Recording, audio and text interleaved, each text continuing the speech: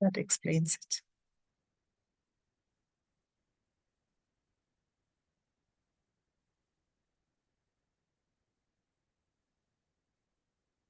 Okay, now I'm going to start the webinar, and everyone's ready?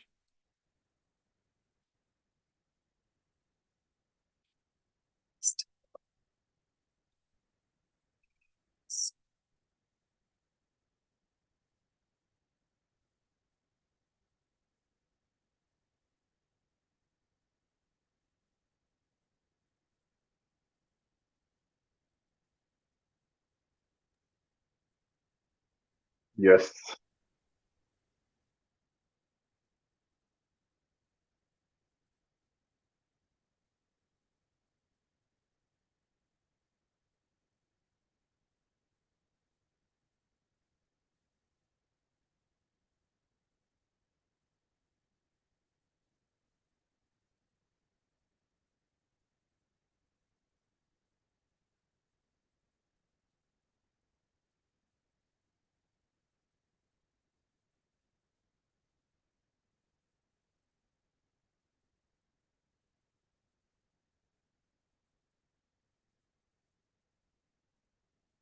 Welcome, everybody. We'll just give a minute for people to join.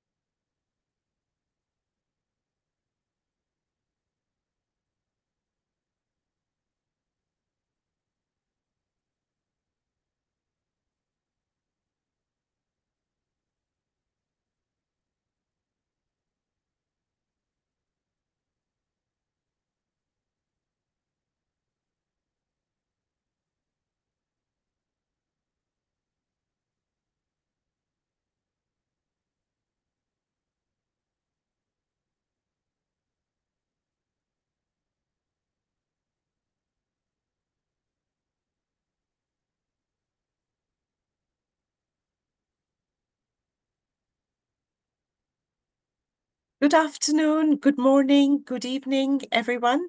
Welcome once again to today's EPI-WIN webinar. This week, the topic is the utility of pathogen genomics spotlight Mpox. Thank you for joining, especially for those of you who live where it's really early in the morning or quite late at night. Thank you for joining us.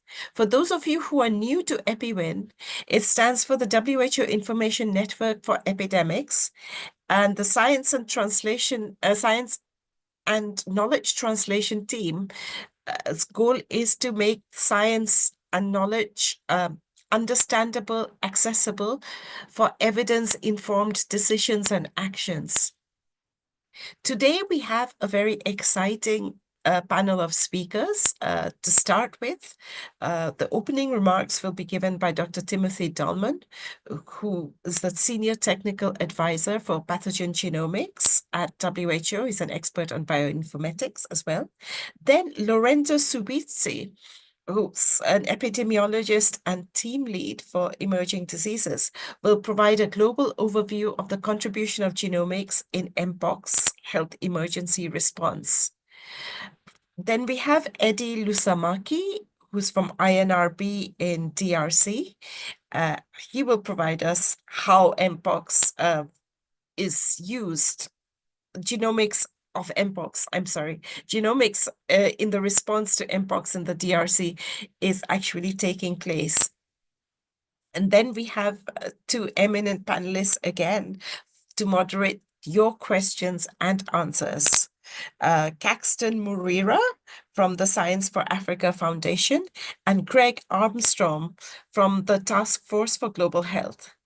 And finally, we'll have closing remarks by Tim Dahlman.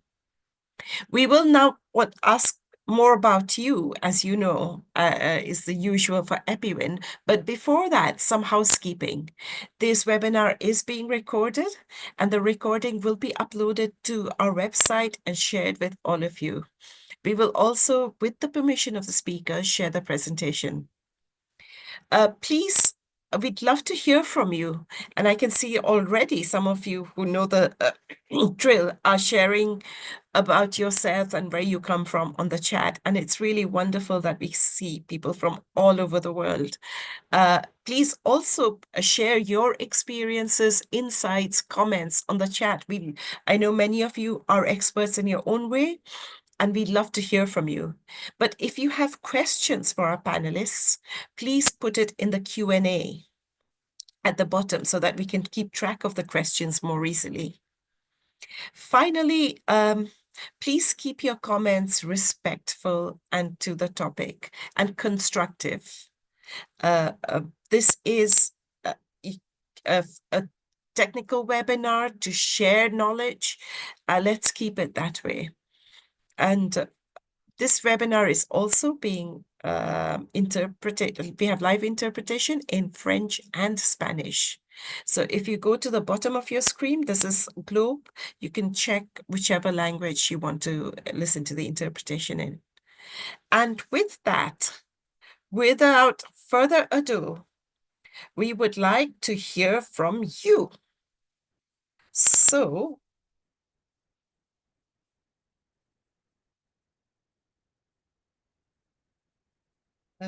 is my screen sharing? Please go to slido.com and hashtag 6240078. Slido.com, hashtag 6240078. We want to know whether you work on pathogen genomics for Mpox. So you have the options. I work on pathogen genomics, but not for Mpox. I work on pathogen genomics for Mpox. And I work on pathogen genomics.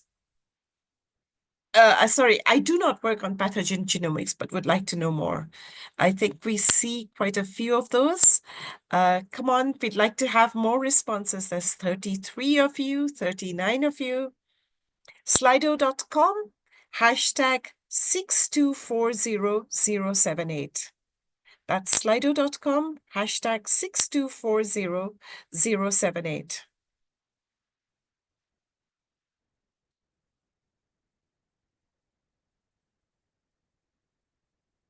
We have 84 responses, 96. Yeah. So based on the responses so far, it looks like many of you do not work on pathogen genomics, but would like to know more. But there's quite a few of you, 27% on pathogen genomics, but not for Mpox, and 22% work on pathogen genomics for Mpox. I will leave this open, so please keep the responses coming in, but I'll stop sharing my screen now. So continue to go to slido.com, hashtag 6240078. It should also be on the chat, and please continue to give your responses. But now I hand over for the technical session to Dr. Timothy Dalman. Over to you, Tim. Thanks, Sabria, and thank you for joining this edition of the IPSN Pathogen Genomics webinar series, co-hosted by EPI-WIN, the Science for Africa Foundation, and the Task Force for Global Health. The International Pathogen Surveillance Network, IPSN, is a global network of pathogen genomic actors brought together by the WHO Hub for Pandemic and Epidemic Intelligence in Berlin as part of the WHO Health Emergencies Programme. Its vision is a world where every country has equitable access to sustained capacity for genomic sequencing and analytics as part of its public health surveillance system, and it functions to create a mutually supportive network that amplifies the work of its members to accelerate progress in pathogen genomics, improve access and equity, and ultimately contribute to improved public health decision-making. To support country capacity building activities, this webinar series aims to provide a forum for expert discussions on how pathogen genomics is being used in public health and clinical healthcare settings, and to review the evidence base for its utility in supporting decision-making and informing policy. For this webinar, we spotlight the utility of genomic surveillance of Mpox, which remains a public health emergency of international concern. Today, we will discuss the use of genomics in expanding our understanding of regional and global Mpox transmission dynamics and its role in strengthening the overall surveillance for public health interventions.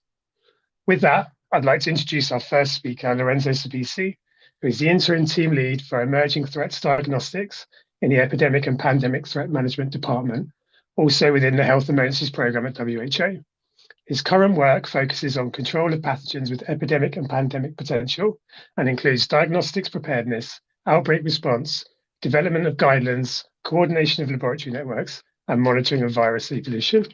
Over to you, Lorenzo.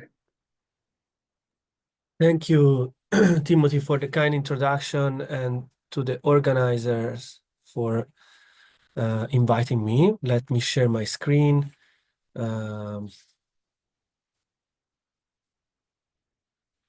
So yeah, I'll provide a brief overview on the genomics in the Mpox health emergency response. So just a brief introduction on Mpox. So it is a double-stranded DNA virus of the orthopox virus genome within the Poxviridae family, and it was historically linked, has been historically linked to zoonotic transmission with African rodents, especially squirrels, being suspected to be involved in such transmission, but working on animal reservoir still needs to expand, and so there are endemic areas in Central and Western Africa. Central Africa is endemic for clade 1 and Western Africa for clade 2. And I think it's important to note that since the 2000s, there has been sporadic clade 2 cases outside of Africa, but never clade 1 cases. And then we had a large outbreak in Nigeria. There was a large outbreak in Nigeria in 2017, 2018. And the genomic data there suggested that there have been multiple introductions into the human population from the animal reservoir with some evidence of human-to-human transmission. So I think since 2022, we started a global surveillance in WHO. And this is the overview of the global epidemiology of Mpox from 2022 to date, and with some key events that are highlighted in this timeline. So I highlighted also the time where the laboratory guidance was out, and as well as the updates. So the first laboratory guidance is that in May 2022. And this is it preceded the first fake declaration in July 2022. The peak of the outbreak was registered in August 2022, and then the first fake was ended in May of the following year. So we had, alongside with the Ministry of Health, a joint mission to DRC in November 2023 because of concerning epidemiology in the country and some shift in the epidemiology. And the same month, we also updated for the first time the laboratory guidance. And then I think a key also event that kind of woken up the Mpox surveillance in the African region was the Africa CDC high-level emergency regional meeting on Mpox in Kinshasa in April 2024. The month after, we published the second update to the laboratory guidance in light of the emergence of a variant that was showing some diagnostic failure for certain assays that were in use.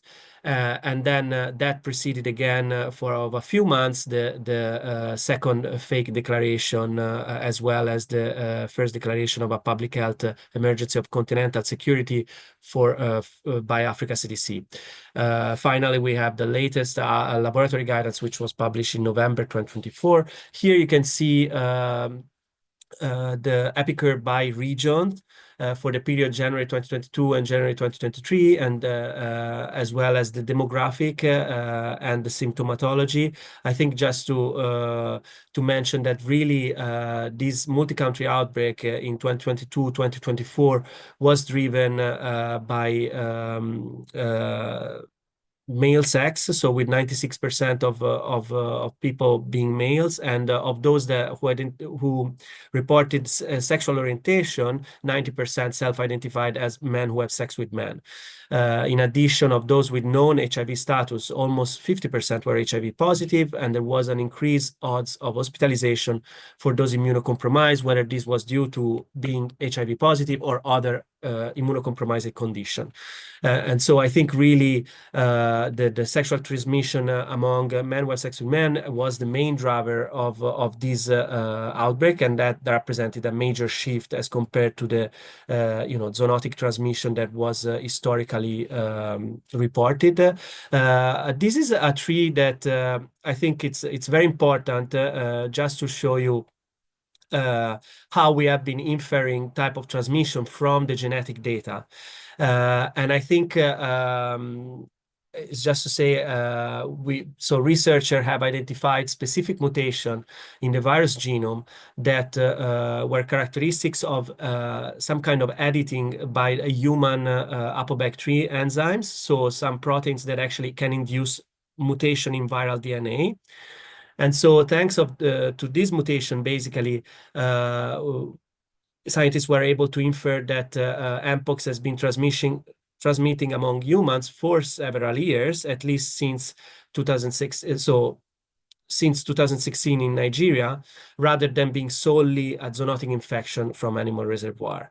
And so, again, this indicates really a shift in the virus transmission dynamics and highlighted the importance of really monitoring the evolution of the virus. And I think the tree is important because it shows you the dots are the viruses that are linked to zoonotic transmission, and then you can see the triangles are basically many viruses that cluster with each other much more closely, and those viruses are the ones that are bearing these ApoBac3 like mutations, which suggest sustained human-to-human transmission. So in a way, genomics has been used to actually as an early warning tool for picking up the viruses that are likely to further spread. And so I think an important event was, as I mentioned, the joint mission, WHO and Ministry of Health joint mission in November 2023. And here you can see a figure from that report that is available on the web that shows on the left-hand side the age pyramid that is typical of historic transmission in DRC, with the most affected age group being 0 to 5 years old. And on the right-hand side, the clear shift in epidemiology with very few kids involved, and rather, younger age groups being involved, with also predominance of females over males, and clearly there was epidemiological investigation showed in South Kivu, which was a newly affected province, involvement of sex workers and their clients. So again, another shift in the Mpox epidemiology, following the first shift that led to the clade 2B outbreak in 2022-2024. So, and later on, a few months later, there has been studies that really, with the genomics, highlighted the emergence of this new clade 1B, from South Kivu. And the interesting bit was that, while most of the orthopox virus genetic or monkeypox virus genetic PCR protocol were able to detect this new subclade, there was some clade-specific PCR that was widely used by reference laboratories to, differentiate clades, that was failing to detect clade 1B because of a deletion in the genome. And again, highlighting the critical importance of genomic surveillance. Just to note that the updated lab guidance that really described this issue was published shortly after the report of this diagnostic failure. This is an overview of the situation in DRC, and there has been a huge progress there. And you can see that the epidemic, however, is still ongoing, although there are some decreasing trends in the last few weeks.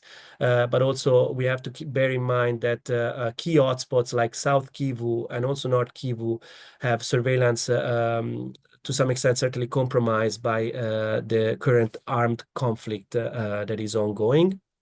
So this is an overview of the countries that detected actually clade 1B. apart from the DRC, there are 8 African countries that actually have report community transmission, and a total of 26 countries reported at least one clade 1B case. So exportation of this clade was common.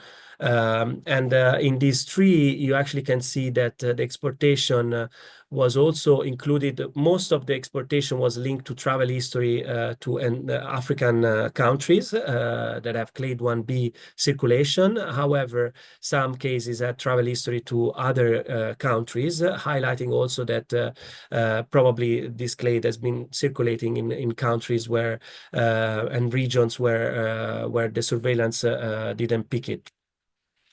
So this is the overview of the situation of Mpox in Africa, including all clades, so not only limited to clade 1B. As you can see, as I mentioned, the trends in DRC and Burundi, they are slightly decreasing. However, we have increasing trends in Uganda and Kenya. And I think there also is important to note the substantial increase in circulation in Sierra Leone with sequencing that is ongoing. And this is the 3 that look at actually clade 1 sequences, and I think we are highlighting a specific variant that was discovered by the next speaker and the team at INRB, that has also sustained human-to-human transmission. So it's called SH2024, and is a clade 1A variant. And this variant has been detected in Ireland, and the clade 1A for the first time was also detected in China. So we really expect that is going to also fall into the SH2024 variant. But just to mention what is SH2024. So I think we have established a proposed nomenclature for sustained human-to-human outbreak, and this is just that the ASH label, a sustained human-to-human transmission label, it really aims at bridging the current clade and lineage system with an additional outbreak label. And this outbreak label is important for early warning of new viruses that are accumulating the ApoBac3-like mutation and are therefore have potential for sustained human-to-human transmission. And this is really, we see that because we have seen this with the clade 1B then being exported across the country, and now we're starting to see this with this new variant from Kinshasa, SH2024, where we're already seeing at least one exportation, the first ever exportation of a clade 1 virus outside of Africa, and potentially a second exportation also to China. So I think it's important also to note the situation in Western Africa, where another clade circulates, a clade 2A. I think there has been many zoonotic spillovers of clade 2A in West Africa during 2024. This is probably to some extent certainly also reflecting increased surveillance in these countries. And clade 2A was detected in Guinea, Liberia, Ghana, and Cote d'Ivoire, and ongoing sequencing in Sierra Leone. So we don't know whether this is only clade 2B or also clade 2A. And I think it's important to raise the question after the clade 2B, clade 1B, and recently the clade 1A linked to the Kinshasa outbreak, whether there is actually a clade 2A going to be linked to sustained human-to-human transmission. And I think we cannot say that yet because the sequencing ongoing in Western Africa is really sporadic and limited. So I think the big question is, are these sequencing going to be showing some ApoBac3 also accumulation, which would point at potential for sustained human-to-human transmission for this clade as well. We don't know that yet. And I think I also have added one slide last minute because I think it's really a nice study that looked at the animal reservoir and found these fire-footed rope squirrels as a reservoir for monkeypox virus. That doesn't mean that these are it's the only reservoir or is the reservoir everywhere, but I think this study describes really an outbreak of monkeypox virus in a group of wild sooty mangabes in Taï National Park in Cote d'Ivoire. And I think scientists analyze rodents and wildlife carcass from the region and they identified this firefoot rope squealer infected with monkeypox virus very close to the Mangabe territory. Interesting, the genomes of the squirrel and the Mangabe were identical. They even have a video record that you can see here of consumption of the same squirrel species in 2014 from a Mangabe. So it's pretty strong evidence that this is part of their diet. And then they also found fecal samples from Mangabes having containing the DNA of these rope squirrels, and one of these fecal samples was even positive for Mpox virus. So very strong direct evidence on animal reservoir here. So now let me talk briefly on what we have done with the genomics data, what kind of activities has triggered in WHO. I think the interest in sourcing of clade 1 isolates for the WHO biohub that you can visit. You can find the website in these slides, was triggered by the concern epidemiology in DRC that we characterized during the mission in November 2023. And then obviously genomic data came and confirmed the threat posed by this clade 1b emergence in South Kivu, two neighboring countries, and that already happened in early 2024. So 8 months, 7-8 months prior to the fake declaration in August 2024. And the clade 1a and 1b isolate or their inactivated DNA were shared to 40 laboratories in 18 countries for the purpose of diagnostic preparedness. So laboratories needed to get ready to be able to detect clade 1b in their country, but also for functional characterization to try to understand whether clade 1b was a more transmissible virus and which characteristics it has as compared to the other existing subclades or clades of monkeypox virus. And I think interesting, One Nation actually used this material to run a national EQA that enrolled 15 laboratories. So please feel free to go and have a look at the WHO biohub system, which is a very nice system for pathogen sharing. So we did with that material, we actually ran a global Mpox virus EQA led by Lisa Stevens at WHO. And this is a timeline of the EQA program. So WHO shipped the first panel of the first global EQA round in May 2023 to 145 labs in 117 countries and territories. Then, of course, as I mentioned, following our mission, the sourcing of clade 1a via the WHO biohub system started, and thanks to the DRC colleagues who have kindly shared the isolate, that we were able to prepare the EQA panel starting April 2024. So this work has preceded by a few months the declaration of the facts from Africa CDC and then the fake from WHO. And in October 2024, WHO has shipped the second round of Mpox EQA program, which included clade 1 isolates to 180 laboratories in 126 countries and territories, which it's remarkable. It's more than 60% coverage in terms of WHO member states. And then March 2025, the results were released, and we are now planning the next EQA. So these are just a glimpse on the results. The panel was composed of an Mpox clade 1a positive, as well as a low concentration of a clade 1a, an Mpox negative that was, however, positive for another orthopox virus, and then a clade 2b samples, as well as an Mpox negative. And you can see here, actually, the success rate was very high for all of the samples, including the sample that was orthopox virus positive, and the only samples that was showing a much lower success rate at 75% was the one that was very close to the limit of detection, as it only contained 500 copies per ml. So the conclusions from this talk, I think that really Mpox genomics has allowed us to infer about which viruses spread through sustained human-to-human transmission. And so far, we had 3 strains that have signatures of this sustained human-to-human transmission as per accumulation of this ApoBac3 mutation. Those viruses are clade 2B.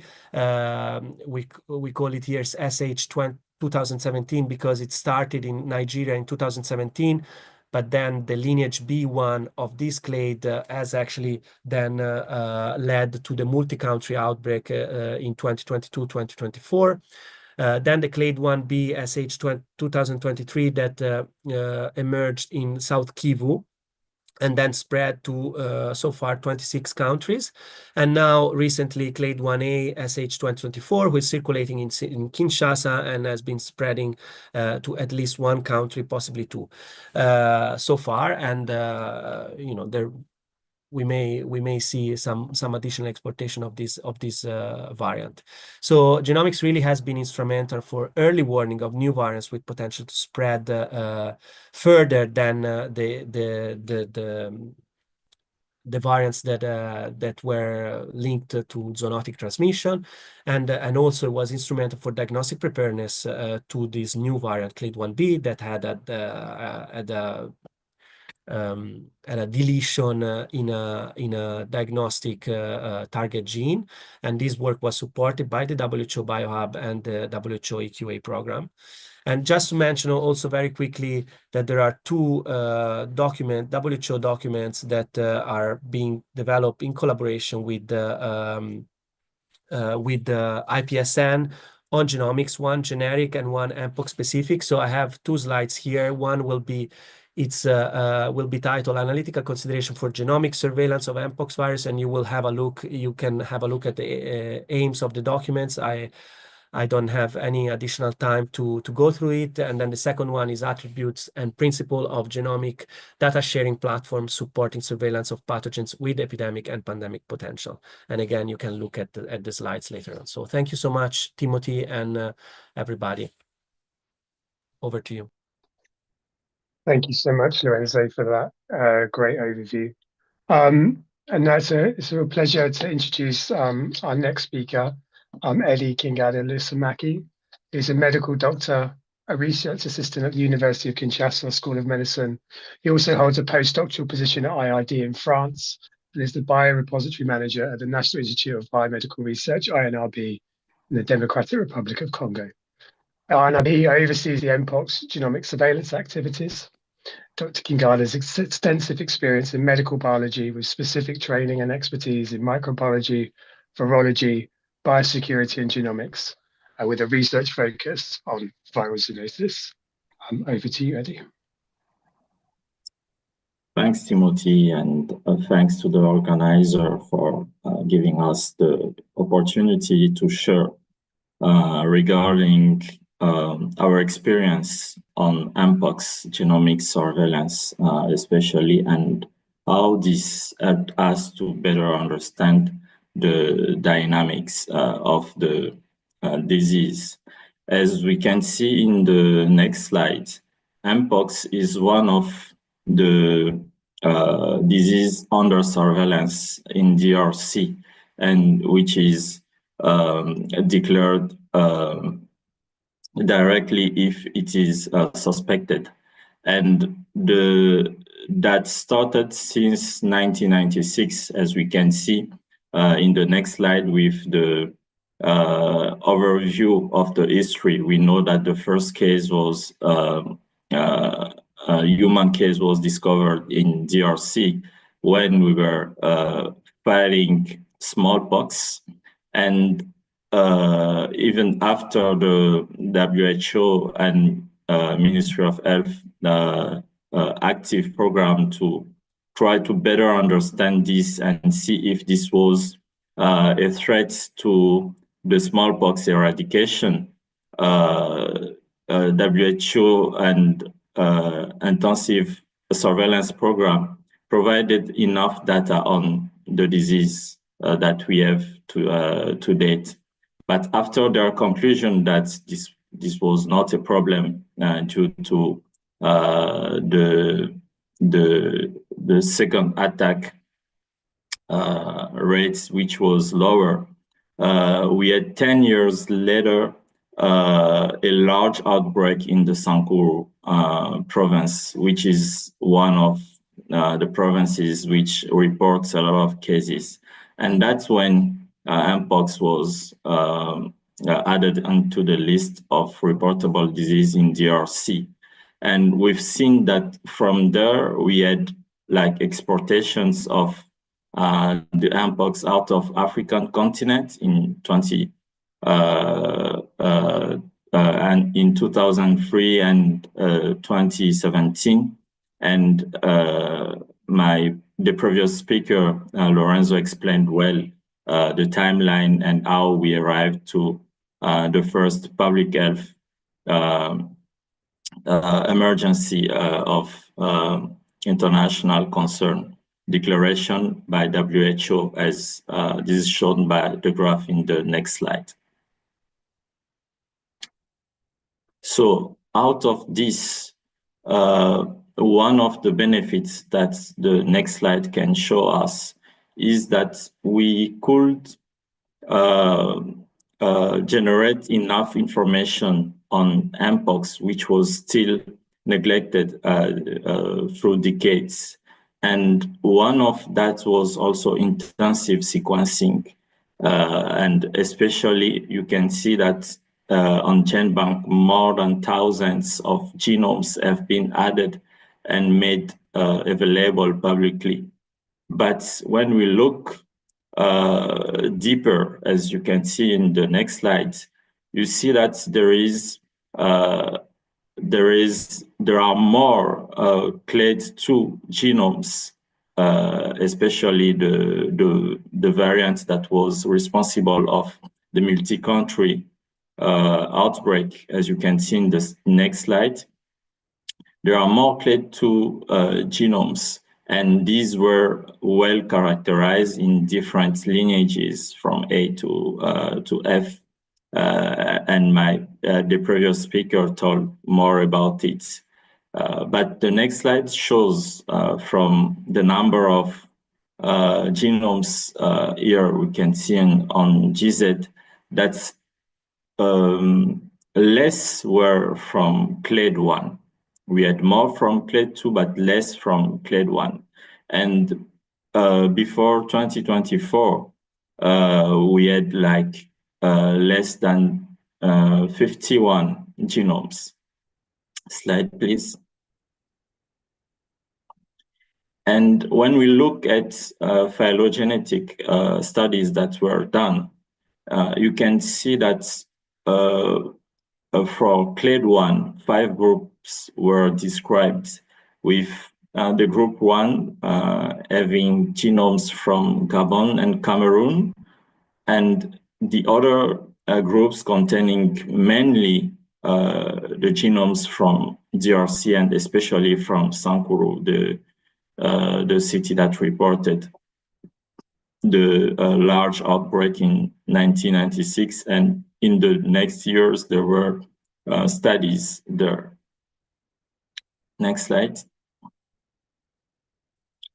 But this discrepancy between the severity of the clade 1 and also the few number of genomes, so you can see that there was really a paradox, because the number of cases through years was still increasing. And before 2022, it was known that DRC was reported more than 80% of cases. So there were therefore an urgent need to update the diversity of the clade 1 Mpox in DRC and better characterize it, and try to understand if the increasing trends we were seeing was also explained by a human adaptation. And one last thing was also to know and see if we had also importation cases from clade 2. Next slide, please. Therefore, we started working and we did some multidisciplinary investigations, despite challenges that we are facing. We had and we are still having them. And among those challenges, you have like logistic challenges. DRC is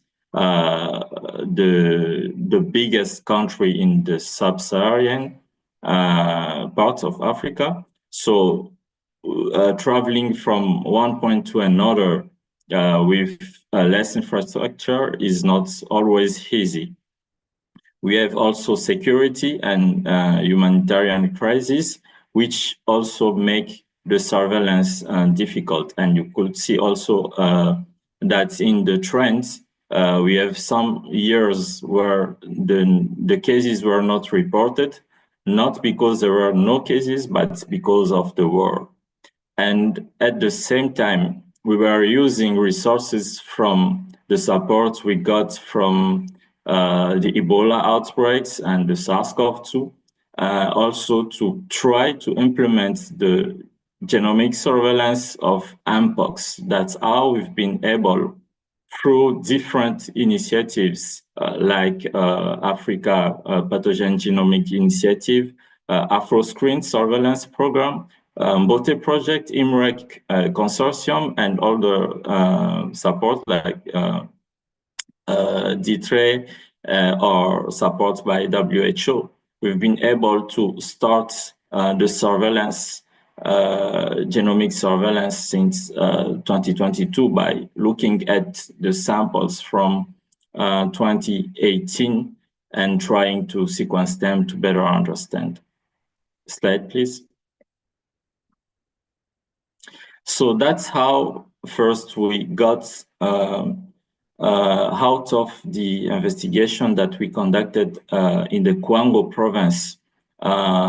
We've seen that in DRC, we also had for the clade one some transmission mediated by a sexual contact, either hetero or homosexual.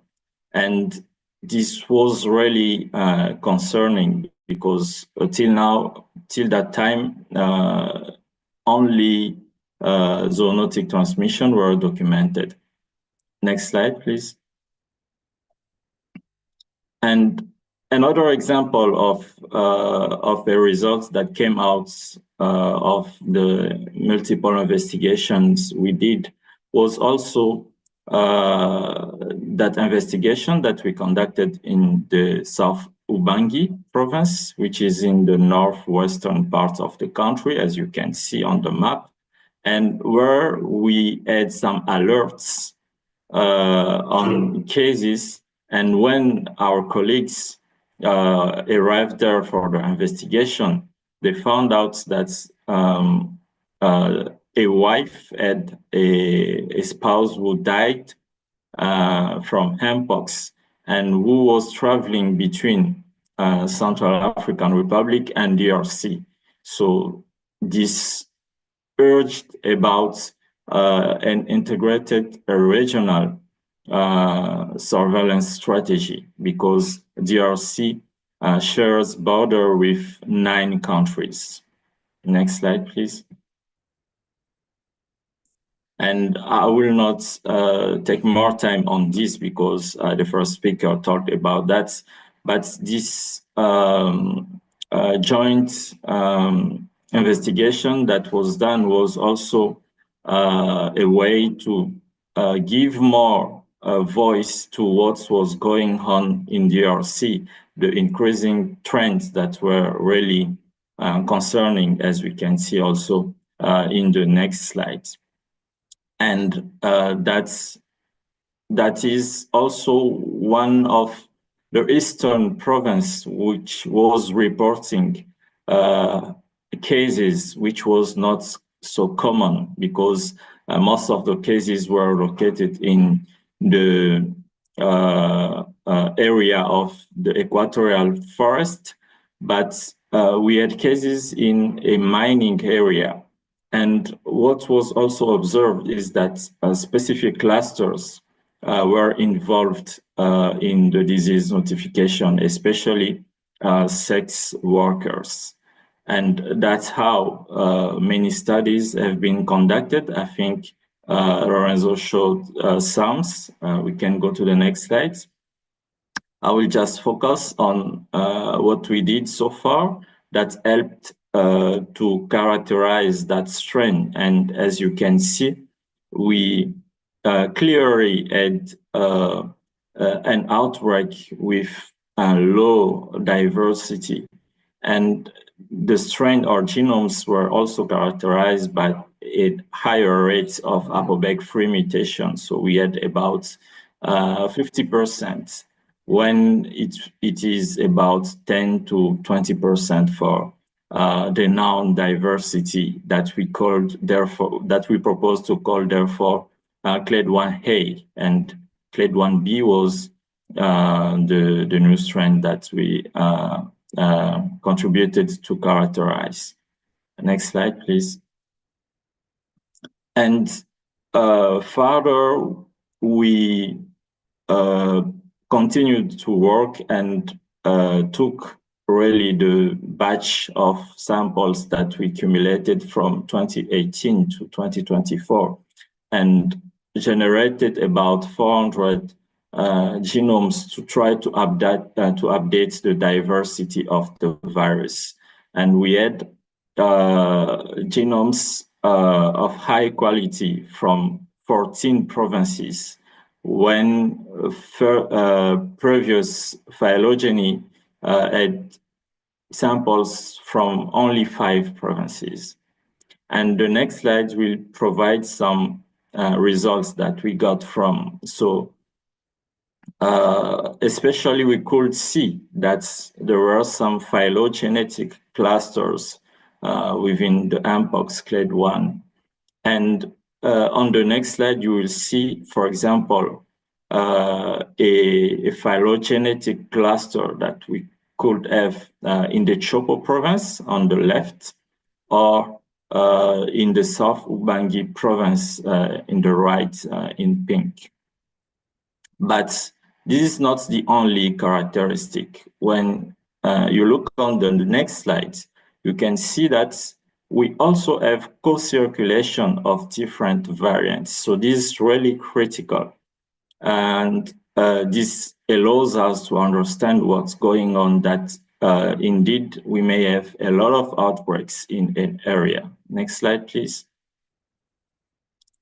So to summarize that study, we could then determine that we had a clade1A, most mediated by zoonotic transmission, and the clade1B, which at the moment of publication was concentrated in the eastern part of the country. Next slide, please. And when we published that, the preprint, I think it was also close to the double declaration that you can see on the next slide that also Lorenzo talked about. And yeah, I will not tell more about that. Next slide, please. And the final, I think I will finish with this, was also that we've been able to document the first case of clade1 in Kinshasa. And we identified in the first cases 3 clusters. And you can see when we look at the next slide that about 1 year after the first clade1A case, we also had a clade1B case that we identified in Kinshasa. And therefore, we have a co-circulation of both subclades in Kinshasa. Next, please. And then the epidemiology in Kinshasa consists of outbreaks, clade1B outbreaks with many exportations in different provinces, as you can see on the map. Next, please. And it also consists on clade1A outbreak, and I think Lorenzo talked about SH 2024.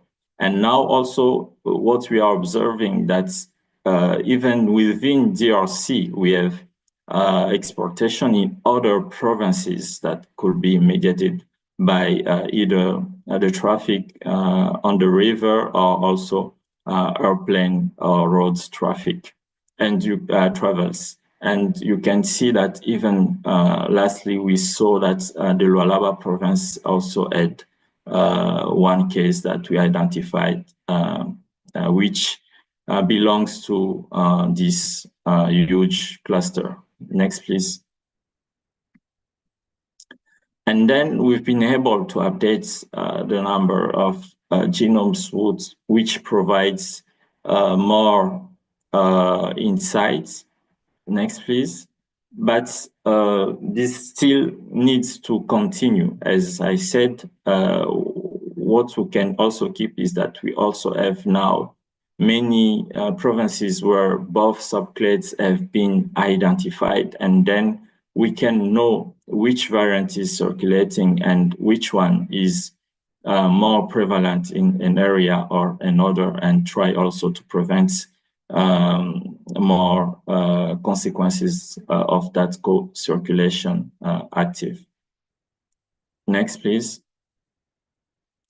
So in summary, you can see in that tree, that unrooted tree that I did, that we have the human outbreaks, but we also have the zoonotic, which is predominant in the country, and which also urge for the needs to document the reservoir, and from which the human adapted variants can still emerge. So we are not done yet.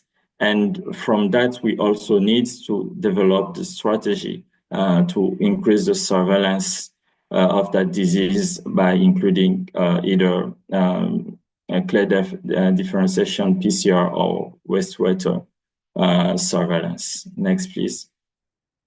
So with that, let's keep in mind that genomic surveillance remains crucial to control emergencies. And we acknowledge all the partners, the colleagues, and also people working with us to support, because the cost we invest in genomic surveillance is not a loss. With that, thanks a lot for the floor.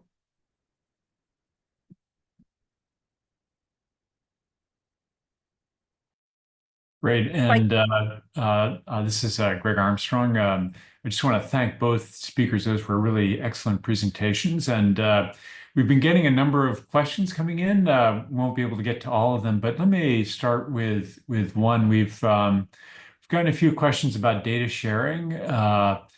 And how do you balance the potential benefits that we get from being able to share the genomic data with the risks that are involved, particularly the risks around privacy to individuals' data? And I don't know which one of you wants to take that on.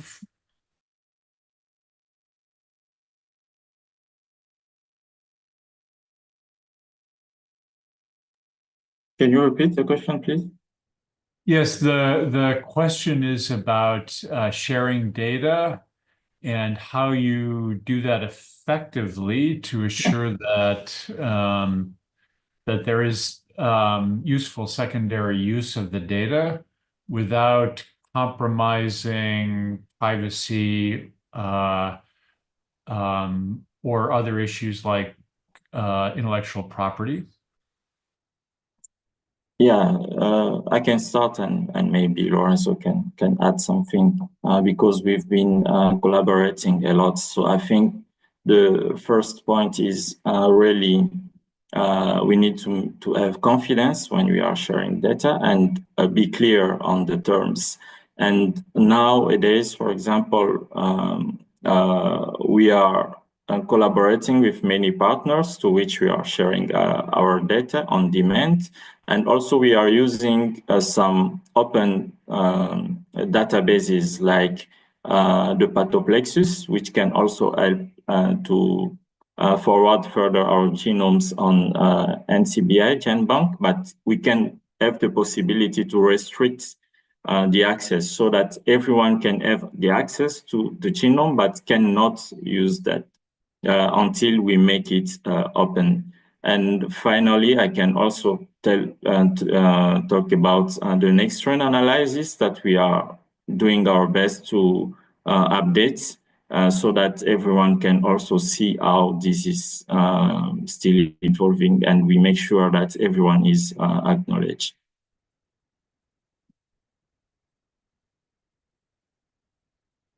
And Lorenzo, did you have anything to add to that?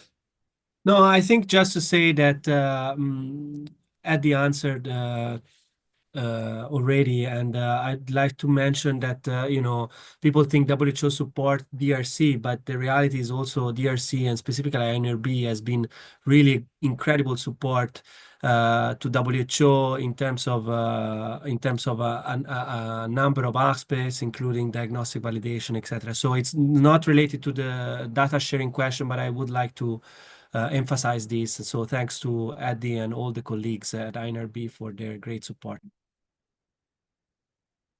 Great, and that's, I think, is a great note on which to end this. Let me hand this over to Tim for some closing remarks.